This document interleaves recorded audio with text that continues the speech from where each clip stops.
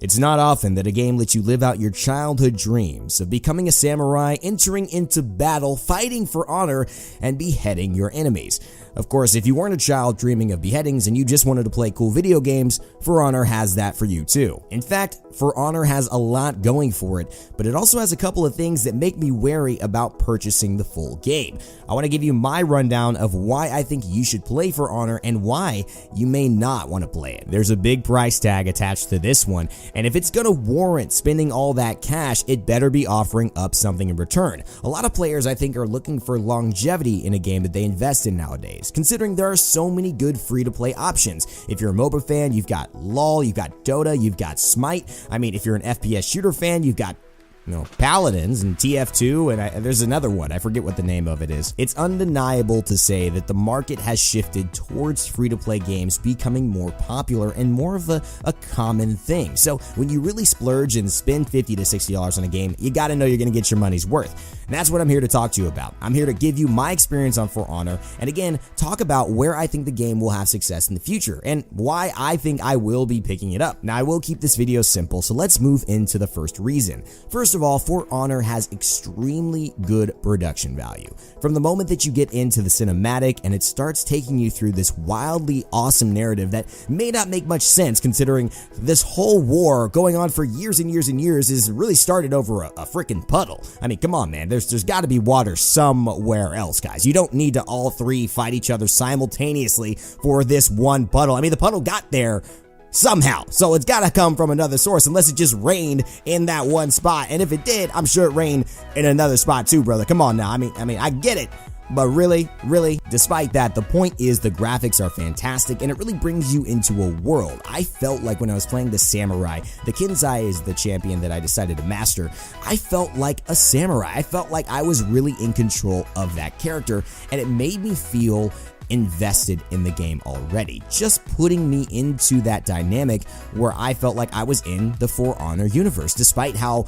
maybe scantily clad the actual plot is. It's always great when production value and environment go to enhance your gameplay experience. That's what costs a lot of money, and that is definitely worth the price tag in For Honor. Now, the second reason I'm looking forward to getting For Honor and playing it as it releases today and in the future is because of the hero diversity. When I first picked up a hero, I actually found myself wanting to learn more about it. It was like a fighting game. I found myself going into the training range, wanting to verse my buddies, and it was a really good experience. I felt like each match I was learning something new, I was getting countered, but it wasn't like a counter that it felt cheap or bad. To me, it felt like I was learning my character and becoming more of a master with it the more and more I played. Ultimately, this means that there's depth to these characters. There's depth to the champions and the fighting system, and that was a very intriguing point. The fact that no match would be the same because of that kind of depth made it more intriguing for me to invest time into training as my character, because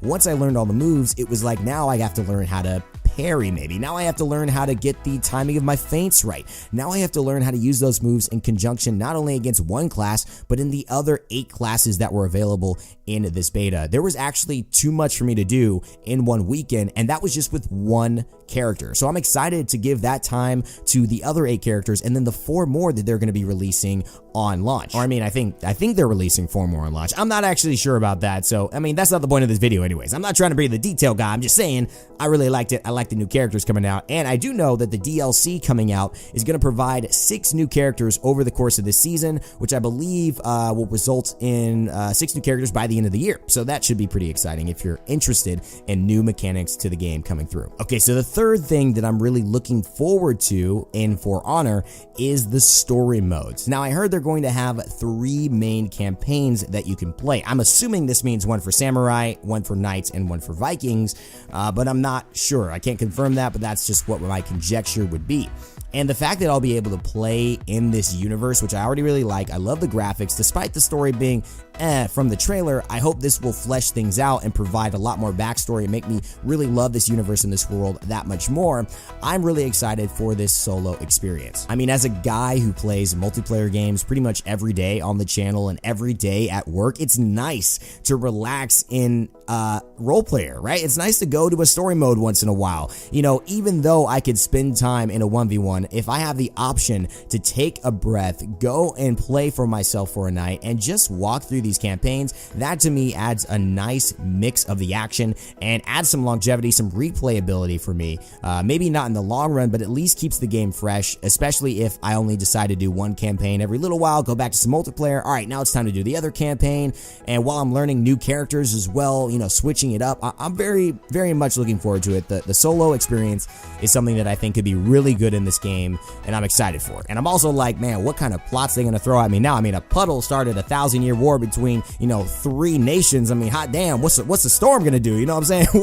What's a couple of clouds gonna do to shake this thing up? So I'm just curious as if this plot thickens or if it kind of crumbles a little bit. That's part of my intrigue as well. Now, I've talked about the things I'm really looking forward to. A cool aside to this as well is that I actually enjoy playing on a controller. I play a lot of PC games, and it's nice to mix things up and play on a controller with For Honor. It has the option for you to do that, and I think actually the controls for controller are much better. I'm pretty sure that's the consensus within the For Honor community, and from everyone that I played with, controller feels much more better. It feels like it was made for console, and so I think that's pretty cool as well. It's just a nice little variety. If you miss playing your Xbox or something, you could bring this controller out, get a little bit of that handheld feel, back to the roots, since the PC Master Race has kind of won me over the last few years. All right, but for real, my hesitations about this game come very deep, and also something that, like, despite me willing to go through the hump of paying for the game and hoping these aren't detractors, have me worried a little bit. Now, I'm still giving this game a positive review. I'm still gonna buy it, okay? So that's the one thing you should know. I am worried that there's a lack of depth to this game coming outside of just fighting. The thing that troubles me about For Honor most of all is that the modes don't entice me.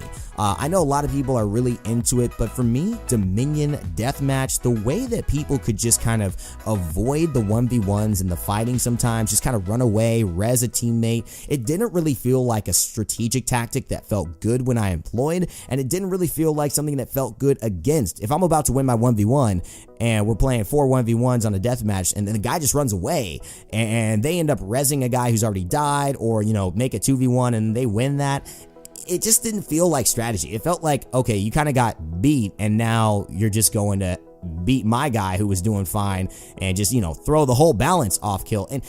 And so for me, that was kind of what worried me a little bit. I definitely felt myself thinking, man, this Dominion, some of the modes here could get a little stale for me. I don't think they figured out their best mode. I don't think that it's got the right rhythm yet, and I am very interested to see how they develop that, if they do at all, if that changes whatsoever within the season pass, if they make any adjustments to it. I just didn't think it was where it needed to be, but again, I'm new. I could find new things that make me really excited about it. That just was kind of a letdown for me in general. The other aspect is content. I don't know, despite being so visually amazing, if this game is going to be something people love to watch. You know, I was really interested in watching people who knew the game and could teach me characters, because I wanted to play and I wanted to get good at characters, but just as a spectator thing, I don't know where it's gonna be. I mean, I think they're trying for an esport. I think they've done some 2v2s and 1v1 tournaments already, but it was, to me, something that I just didn't, when I had no interest, when I wasn't trying to learn a character, I didn't find the 1v1s enticing to watch. I didn't really find the 2v2s that enticing because I didn't know much about